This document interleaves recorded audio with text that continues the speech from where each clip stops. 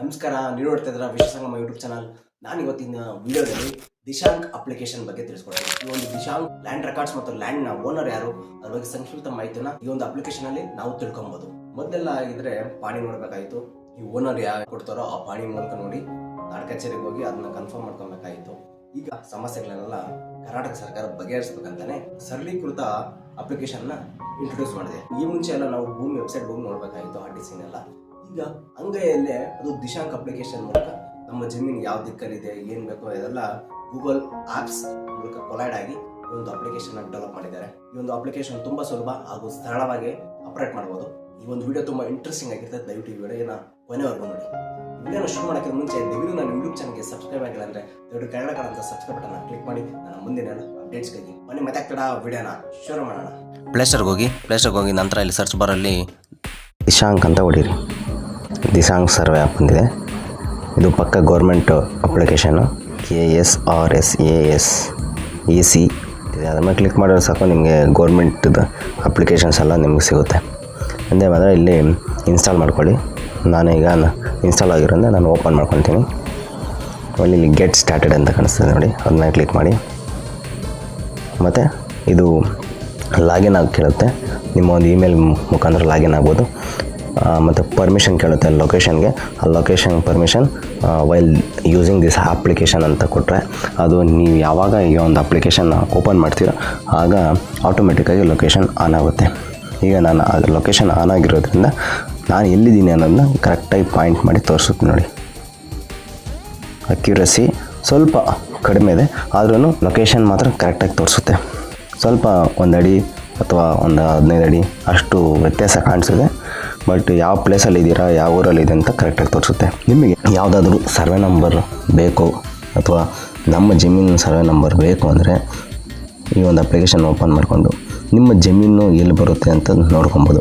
ಅದಕ್ಕಿಂತ ಮುಂಚೆ ಇದರಲ್ಲಿರುವಂಥ ಕೆಲವೊಂದು ಫೀಚರ್ಸ್ನ ನಿಮಗೆ ತಿಳಿಸ್ತೀನಿ. ಇಲ್ಲಿ ಕಾಣಿಸ್ತಾ ಇರ್ಬೋದು, ಇದು ಆಫ್ಲೈನ್ ನಕ್ಷೆ ಮತ್ತು KGIS ಟೊಪೋ ನಕ್ಷೆ ಅಂತಿದೆ. ಮತ್ತು ಉಪಗ್ರಹ ಸ್ಯಾಟಲೈಟ್ ನಕ್ಷೆ ಇದೆ, ಮತ್ತು ESRI ಉಪಗ್ರಹ ನಕ್ಷೆ ಇದೊಂದು ರೀತಿ. ಮತ್ತು 10 ಕಿಲೋಮೀಟರ್ ಇತ್ತೀಚಿನ ನೈಸರ್ಗಿಕ ಬಣ್ಣ ಅದು ತೋರಿಸ್ತದೆ. 10 ಮೀಟರ್ ಇತ್ತೀಚಿನ ಅತಿಗೆಂಪು ಬಣ್ಣ. ಈ ರೀತಿ ಒಂದು ಮ್ಯಾಪ್ಸ್ ಇದೆ. ಇದರಲ್ಲಿ ನಿಮಗೆ ಫಸ್ಟ್ ಮ್ಯಾಪ್ ಕಾಣ್ತಾ ಇದೆ, ಕರೆಕ್ಟಾಗಿ ನಮ್ಗೆ ಕಾಣಿಸೋದಿಲ್ಲ. ಇದು ಆಫ್ಲೈನ್ ನಕ್ಷೆ. ಈ ರೀತಿ ಸರ್ವೆ ನಂಬರ್ ಎಲ್ಲೆಲ್ಲಿದೆ ಅಂತೆಲ್ಲ ನಮಗೆ ಕಾಣಿಸುತ್ತೆ. ಮತ್ತು ESRI ಉಪಗ್ರಹ ನಕ್ಷೆ ಬೇಕಾದ್ರೆ ಕ್ಲಿಕ್ ಮಾಡಿ ಅದರ ಮೇಲೆ ನಿಮಗೆ ಸ್ಯಾಟಲೈಟ್ ಇಮೇಜಸ್ ಕಾಣಿಸುತ್ತೆ. ಡೈರೆಕ್ಟಾಗಿ ನೀವು ಎಲ್ಲಿದ್ದೀರಾ ಅಂತೆಲ್ಲ ಪಾಯಿಂಟ್ ಔಟ್ ಮಾಡಿ ತೋರಿಸುತ್ತೆ. ಮತ್ತು ಯಾವುದಾದ್ರೂ ಒಂದು ನಿಮ್ಮ ಜಮೀನನ್ನ ಎಷ್ಟು ಎಕರೆ ಇದೆ ಮತ್ತು ಯಾರ ಹೆಸರದಲ್ಲಿದೆ ಅಂತ ನೋಡಬೇಕು ಅಂದರೆ ನೀವು ಇಲ್ಲಿ ಕ್ಲಿಕ್ ಮಾಡ್ಬೋದು. ಯಾವುದೇ ಒಂದು ಸರ್ವೆ ನಂಬರ್ ಮೇಲೆ ಹೋಗಿ ಕ್ಲಿಕ್ ಮಾಡಿದರೆ ಹೆಚ್ಚಿನ ವಿವರ ಅಂತಿದೆ. ಮತ್ತು ಇಲ್ಲಿ ಯಾವ ಸರ್ವೆ ನಂಬರ್ ಮೇಲೆ ಕ್ಲಿಕ್ ಮಾಡಿದ್ರೆ ಅವಾಗ ತೋರಿಸುತ್ತೆ. ಮತ್ತು ಗ್ರಾಮದ ಹೆಸರು ಮತ್ತು ಹೋಬಳಿ ಹೆಸರು, ತಾಲೂಕು ಹೆಸರು, ಜಿಲ್ಲಾ ಹೆಸರು ತೋರಿಸುತ್ತೆ. ಹೆಚ್ಚಿನ ವಿವರ ಅಂತ ಕೊಟ್ಟರೆ ನಿಮಗೆ ಇಲ್ಲಿ ಪಾಣಿಯಲ್ಲಿ ಸರ್ವೆ ನಂಬರಲ್ಲಿ ಇಸ್ಸಾ ನಂಬರ್ ಅಂತೆಲ್ಲ ಬರುತ್ತಲ್ಲ, ಅದನ್ನ ಸೆಲೆಕ್ಟ್ ಮಾಡ್ಕೊಬೇಕಾಗುತ್ತೆ. ಇಲ್ಲಿ ಇಸ್ಸಾ ನಂಬರ್ ಅಂತಿದೆ. ಆದಮೇಲೆ ಕ್ಲಿಕ್ ಮಾಡಿ ಮಾಲೀಕರು ಅಂತ ಇಲ್ಲಿ ನಿಮಗೆ ಕಾಣಿಸುತ್ತೆ ಎಷ್ಟು ಯಾರ ಹೆಸರಲ್ಲಿದೆ ಮತ್ತು ಎಷ್ಟು ಎಕರೆ ಇದೆ ಅಂತ.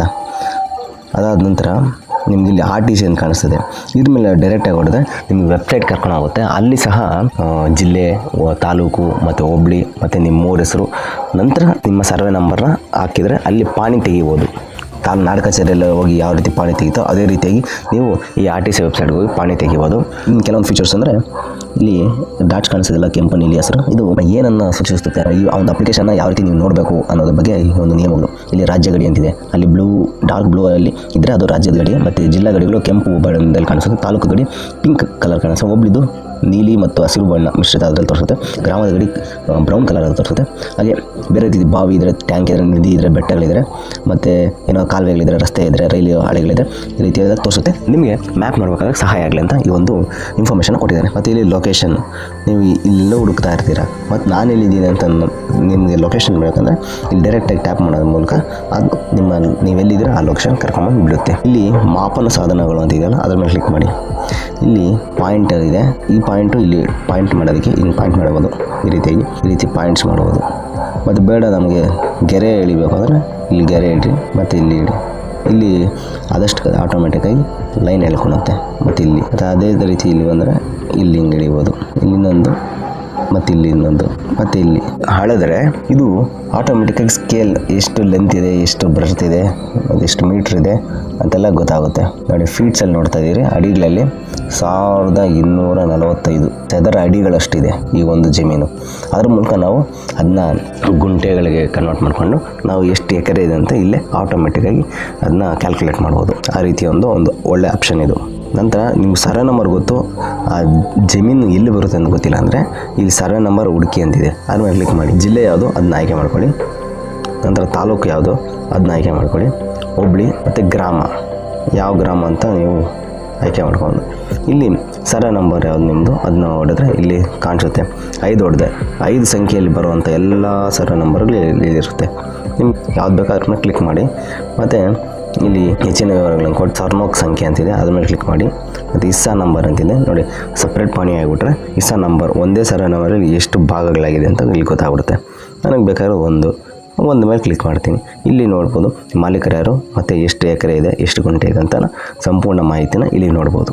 ಸರ್ವೆ ನಂಬರ್ ಮೂಲಕ ಹುಡುಕಿದಾಗ ಒಂದು ಹೊಸ ಆಪ್ಷನ್ ಇದೆ, ಅದನ್ನು ಹೇಳ್ಬಿಡ್ತೀನಿ. ಇಲ್ಲಿ ನೋಡ್ಬೋದು ಸಂಚರಣೆ ಅಂತಿದೆ, ಇದು ಗೂಗಲ್ ಮ್ಯಾಪ್ಸ್ಗೆ ಹೋಗುತ್ತೆ. ಇದ್ರ ಮೇಲೆ ಟ್ಯಾಪ್ ಮಾಡಿದ್ರೆ ಸಾಕು ನಿಮ್ಗೆ ಗೂಗಲ್ ಮ್ಯಾಪ್ಸ್ಗೆ ಕರ್ಕೊಂಡು ಹೋಗುತ್ತೆ. ನೋಡಿ ಈ ಗೂಗಲ್ ಮ್ಯಾಪ್ಸ್ ಕರ್ಕೊಂಡು ಹೋಗುತ್ತೆ. ಲ್ಯಾಂಜಿಟ್ಯೂಡ್ ಮತ್ತು ಲ್ಯಾಂಗಿಟ್ಯೂಡನ್ನ ಕ್ಯಾಲ್ಕುಲೇಟ್ ಮಾಡಿಕೊಂಡು ಅದು ಎಲ್ಲಿ ಇದೆ ಆ ಒಂದು ಜಮೀನು ಮತ್ತು ಅದು ಎಲ್ಲಿ ಹೆಂಗೆ ಹೋಗ್ಬೇಕು ಅನ್ನೋದನ್ನೆಲ್ಲ ನೋಡ್ತಾ ಇರ್ಬೋದು. ಈಗ ನಾನು ಇಲ್ಲಿದ್ದೀನಿ, ಇಲ್ಲಿಂದ ಈ ರೀತಿ ಹೋದರೆ ನೀವು ಆ ಜಮೀನಿಗೆ ಹೋಗ್ಬೋದು ಅಂತ ಮಾಹಿತಿ ಕೊಡ್ತಾಯಿದೆ.